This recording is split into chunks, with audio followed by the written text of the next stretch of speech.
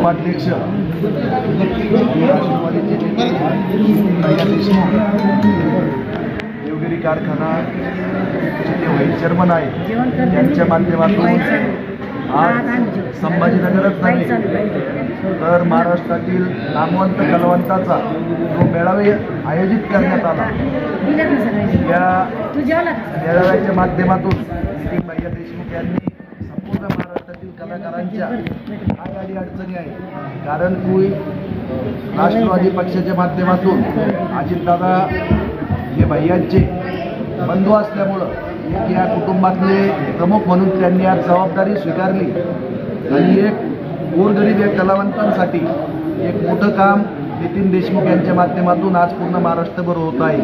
आज मी पहिल्यांदा भैयासोबत येऊन की काय कलाकारांच्या समस्या असतील, मग ते आठवडी बाजारामध्ये नाही जो पोलीस परवानगीचा तमाशा कलावंताचा विषय असेल, कलेक्टर ऑफिसची परवानगीचे विषय असतील, या कलावंतांचे घरकुलांचे विषय असतील, त्यांच्या मानधनांचे विषय असतील आणि कोरोनाच्या काळामध्ये जी तमाशा कलावंतावर जी उपासमारीची वेळ आली, आज या मेळाव्याचं एक मोठं काम नितीन देशमुख यांच्या माध्यमातून या सर्व कलावंतांच्या मागण्या त्यांनी आज नोंद करून घेऊन या राज्याचे मुख्यमंत्री असतील, उपमुख्यमंत्री अजितदादा पवारसाहेब असतील, दुसरे उपमुख्यमंत्री एकनाथरावजी शिंदेसाहेब असतील, या सर्वांना लवकरात लवकर हे शिष्टमंडळ आम्ही घेऊन जाऊन या कलावंतांना जास्तीत जास्त या शासनाचा लाभ कसा होईल याच्यासाठी आज हे प्रमुख मंडळी याच्यावर यांची बैठक होऊन मंथन होऊन मोठ्या प्रमाणात आज या समस्या त्यांनी जाणून घेतल्या आणि अजितदादांच्या मार्फत या सर्वांचं समाधान होईल याच्यासाठी देशमुख साहेब प्रयत्न करणार आहेत. काय ना तुमचं कैलास होते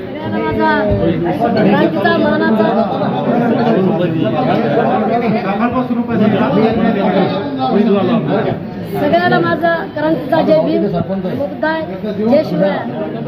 मला सांगायचं असं आहे की खरोखर जालना जिल्ह्याच्या घनसावंगी तालुक्याच्या आणि औरंगाबाद जिल्ह्याच्या सगळ्या फायली मंजूर झाल्या आणि या ठिकाणी फायली आल्याच्या नंतर ह्या रद्द करण्यात गेल्या. हे मी आमदार साहेबाला मी हात जोडून नम्रतेची विनंती करते की ह्या फायली रद्द करू नये, या चालू करावा, ही नम्रतेची विनंती आहे. हे आम्हाला जालन्यातून माहिती पडलं, इथं गोरसे साहेब आहेत ना ते गेले का त्यांना माहिती आहे, इथल्या फायली येऊन पडेल आणि याच्या माध्यमातून सगळ्या कलाकारांना मी विनंती करते की आपल्या दादाच्या मागे राहावा, खरोखर दादाने कलाकाराची दखल घ्यावा, ही नम्रतेची विनंती आहे. माझ्यासारखे कलाकार बंद पडलेले आहेत पण हीच विनंती करते.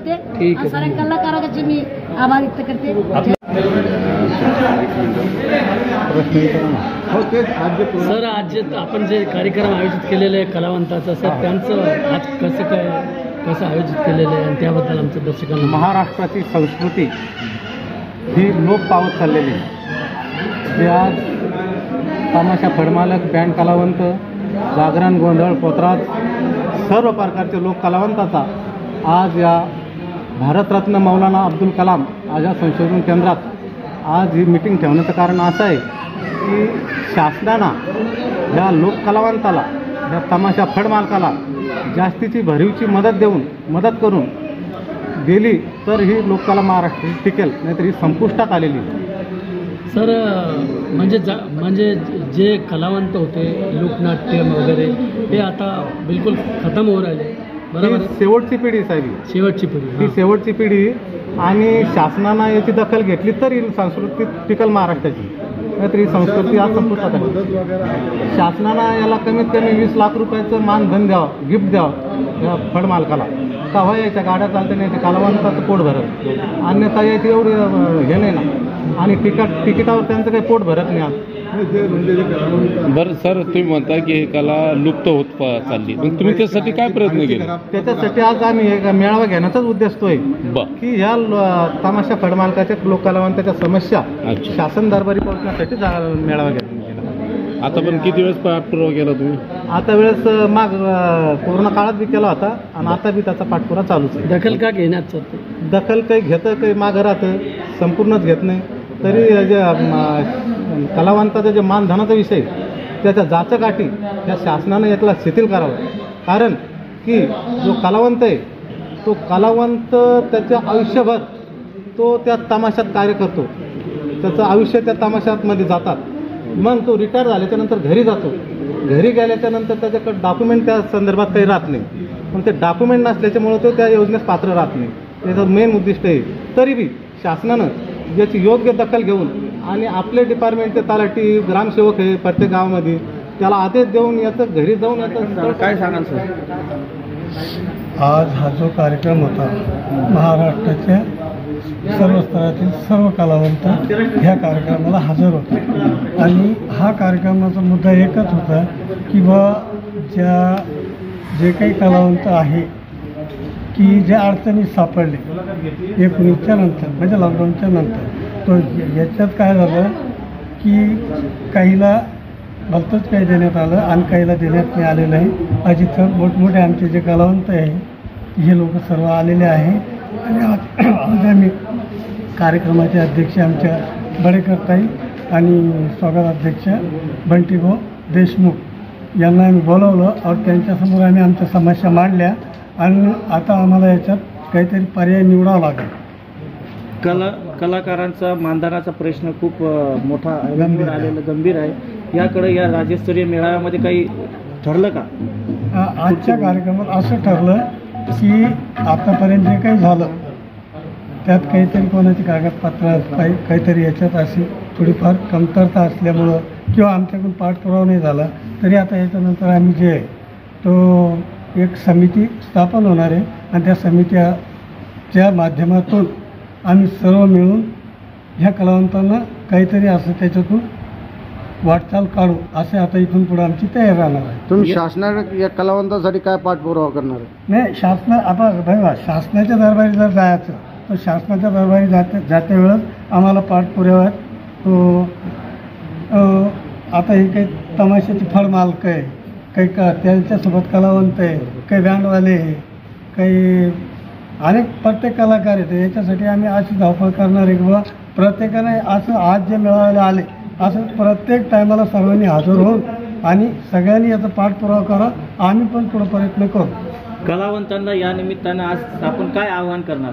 आज आमचं फक्त एवढंच आव्हान आहे का आता आपण थोडंफार सुशिक्षित व्हा, आपले कागदपत्र वेळोवेळी काढून घ्या आणि त्यात म्हणजे आपले जे कागदपत्र आहे हे सुव्यवस्थित करा आणि इथून पुढं सर्व मिळून ह्या कामाला लागा. तुमचं नाव सांगा. माझं नाव शेख बाबनभाई.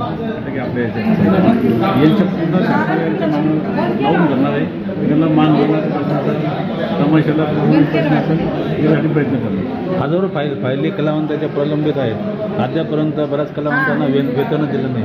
आपल्या शहरातील उदाहरण घेतलं तर मीराबाई उमप यांचं आता पूर्ण आयुष्यात जात आलं तरी त्यांचं अजून ते काहीच मानधन नाही, काहीच नाही. म्हणजे ना घरकुल ना काही योजनामध्ये भाग ना काही नाही. बरेच कलावंत बाकी राहिले. त्यामध्ये कडूबाई खरं ते हे आहे. अजून बरेच सिनियर असे आहे की त्यांना आतापर्यंत काही नाही वाटलं. नाही आंदोलन आम्ही शासनाकडे मागणी करणार निवेदन देणार काय आधी दादांची भेट करून शक्य पण होणार आहे. कलावंत पूर्ण दादांची भेट येणार, दादांची कानावर हे करून गॅरंटी आम्हाला. अजून तुमच्या काळातील तमाशा कलावंत त्याच्यापैकी बेघर आहेत, खायला बरेच लोकांना नाही आहे, तर आतरपोट घेऊन जगू लागले, रोजंदारी काम करू लागले. कलेकडे शासन दुर्लक्ष करीत आहे. तुमच्यासारखे सिनियर माणसांना त्यांसाठी एक मोठं जन आंदोलन कलाबद्दल तुम्ही छेडलं पाहिजे. याबाबत तुमचं काय मत आहे? आंदोलनापेक्षा आम्ही आता बरोबर असल्यामुळे शासनाकडून करून घेऊ ना आंदोलनाची गरज नावाला. पण घरासाठी बी शासनाची योजना आहेच ना आपल्याला, आणि पण करून घ्यावं लागणार आपल्याला. घरकुलची योजना सगळीकडे आहेच ना.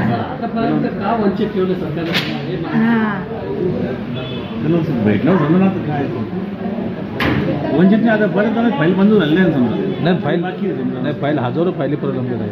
मंजूर तिथे झालेले आहे समजा. फक्त ते कशामुळे झालं नाही ते आपल्याला पाहावं लागेल समजा काय कारण. काय नाव तुमचं? नितीन देशमुख. बोला तुम्ही बोला.